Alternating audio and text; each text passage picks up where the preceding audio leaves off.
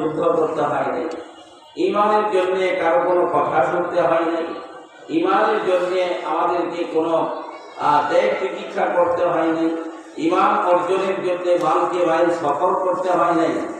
ইমানটা আমরা পেয়েছি, বাবা ইমানদার, আমরাও ইমানদার, দাদা মুসলমান, এরপরে বাপ মুসলমান, আমরাও মুসলমান হয়েছি। যদি আমরা নিজেরা কেউ মনে করি যে আমি ইমানটা এটা আমার কষ্টের মাধ্যমে অর্জন করছি, তাহলে ভুল হবে।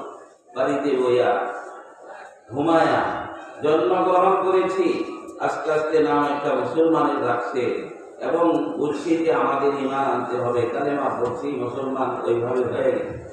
যদি আপনি আমি আল্লাহ যদি এই দয়াটা না হইতো, আল্লাহ যদি মুসলমান পরিবারে না পাঠাইতো, আমার কথা বুঝতেছেন, আল্লাহ আমাদেরকে যদি মুসলমান পরিবারে না পাঠাইতেন, আল্লাহ যদি আমাদেরকে মুসলমান খানদানে না পাঠাইতেন, যদি কোনো হিন্দুর খানদানে যদি আমরা জন্মগ্রহণ করতাম, অথবা খ্রিস্টান পরিবারে যদি আমরা জন্মগ্রহণ করতাম, অথবা যারা আল্লাহকেই স্বীকার করে না কাফের, তাদের সংসারে যদি আমরা জন্মগ্রহণ করতাম, তাহলে কি আপনি আমি কথা মনে করতে পারি যে আমাদের যে জ্ঞান আছে, আমাদের যে বুদ্ধি আছে, আমাদের যেই এই আপনার এই যেই আল্লাহ তাআলা আমাদেরকে যে একটা শক্তি দিয়েছেন ভালো মন্দ বুঝার, আমরা হয়তো ইমানদার হয়ে যেতাম? এই কথাটা মোটেই ঠিক না।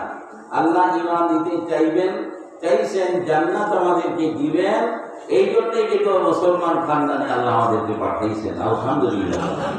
অথবা হিন্দুদের ঘরে আমাদের চেয়ে অনেক পণ্ডিত জন্মগ্রহণ করে, স্কুলের মধ্যে ফার্স্ট বয় আছে অনেক জায়গায় হিন্দু, যেরকম আছে না, তাহলে সে ফার্স্ট বয়, তার ব্রেন ভালো, স্মরণ শক্তি ভালো, বুঝতে ভালো, লিখতে পারে ভালো, বক্তব্য দিতে পারে ভালো, কিন্তু মৌত পর্যন্ত ইমান নসিব হয় নাই।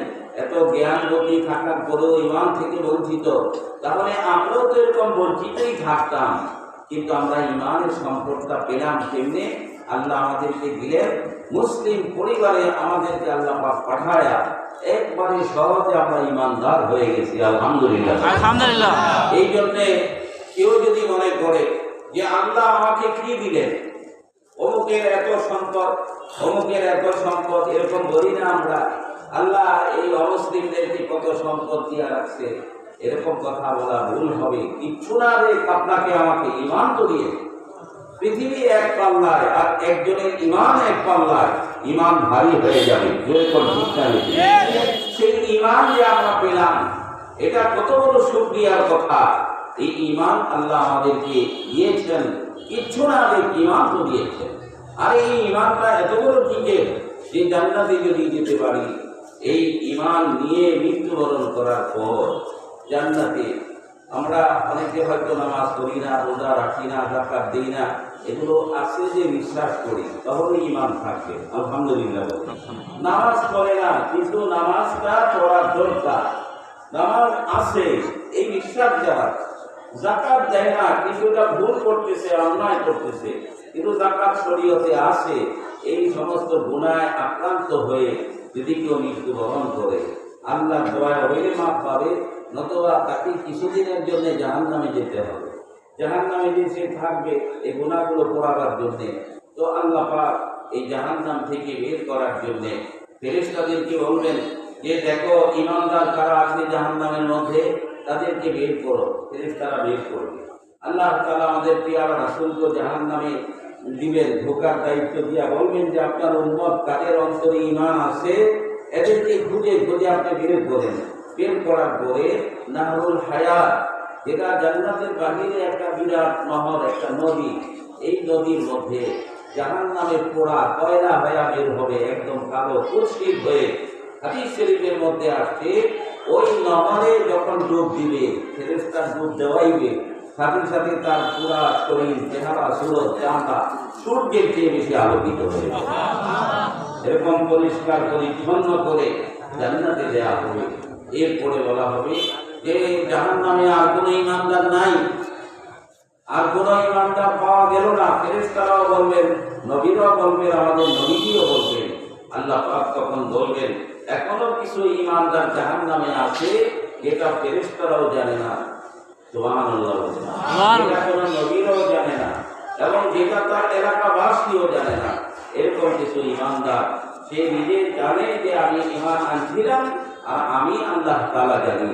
এরকম অনেক অমুসলিম পরিবারে ইসলামের সব কিছু কীর্তি কালচার দেখে তার ইসলামকে পছন্দ হয়েছে, ইমানকে পছন্দ হয়েছে, সে একাই কি গোপনে আল্লাহকে স্বীকার করেছে, কিন্তু সেটা সে প্রকাশ করে নেয়, সেটা বাস করে নেয়, যেহেতু তার পরিবার থেকে নির্যাতিত হবে। এরকম অনেক অমুসলিম পরিবারে ইমানটা গোপনে আইনা ওটাকে লালন পালন কইরা ওটা নিয়ে সে মৃত্যুবরণ করছে। আল্লাহ পাক এত দয়াল, এত রহমান, এত রাহিম যে তুই ইমানে যেহেতু আনছিলি নামাজ পড়স নাই কেন? তুই ইমানে যেহেতু আনছিলি তোর পরিবারের মার ধরের ভয়ে তুই কেন ইমানকে প্রকাশ করলি না? না, এটা আল্লাহ না বলে তার সেই ক্ষুদ্র ইমানকে নবীজি বলেছেন মিসকাল খারদালিন মিসকাল যাররাতিন মিন খারদাল মিন ঈমান, সরিষা পরিমাণ ঈমান চোখে দেখা যায় না, মেশিনও আসে না, এত ঈমান ছোট হয়ে গেছে। সেই ঈমানটাও আল্লাহ পাক কদর করবেন। হাদিস শরীফের মধ্যে আছে কাবাদাল্লাহু সুবহানাহু তাআলা কাবদাতান, আল্লাহ এরকম দুই কুদরতি হাত দিয়া জাহান্নামের মধ্যে এমনি থাবা দিবেন। সুবহানাল্লাহ। জাহান্নামের ভিতরে এইভাবে আল্লাহ থাবা দিবেন। আল্লাহ যেমন বড়, তার থাবাটাও তত বড়।